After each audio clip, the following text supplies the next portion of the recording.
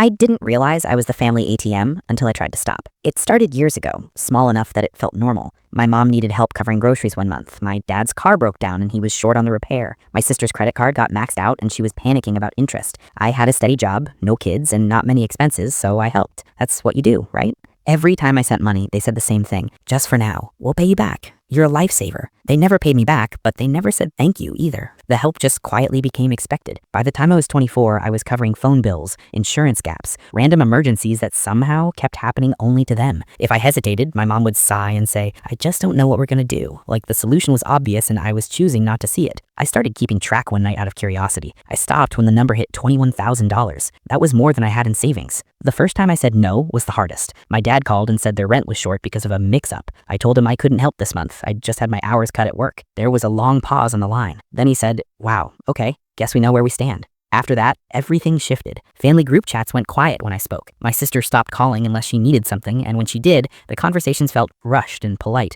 like talking to a coworker you don't like. A few weeks later, my cousin got married. I assumed I was invited. We grew up together. I helped him move twice. I even loaned him money during the pandemic. The invitation never came. I found out through Instagram stories. Everyone was there. My parents, my siblings, aunts and uncles. Big venue, open bar, smiling photos. I called my mom and asked her why I wasn't invited. She hesitated, then said, well, since things have been tight for you, we didn't think you'd want the pressure. Weddings are expensive. I asked her what that meant. She said, you know, gifts, travel. We didn't want you to feel embarrassed. That's when it finally landed. They didn't see me as family. They saw me as a contribution. After that, I stopped completely. No speeches, no drama. I just said no every time money came up, calmly, politely, repeatedly. 2 months later, my dad showed up at my apartment without warning. He looked older than I remembered, tired. He said they were behind on rent again and just needed help until next paycheck. I told him I couldn't help. He stared at me and said, you've really changed. I looked at him and realized he was right. I had to. He left without saying goodbye. We haven't spoken in over a year.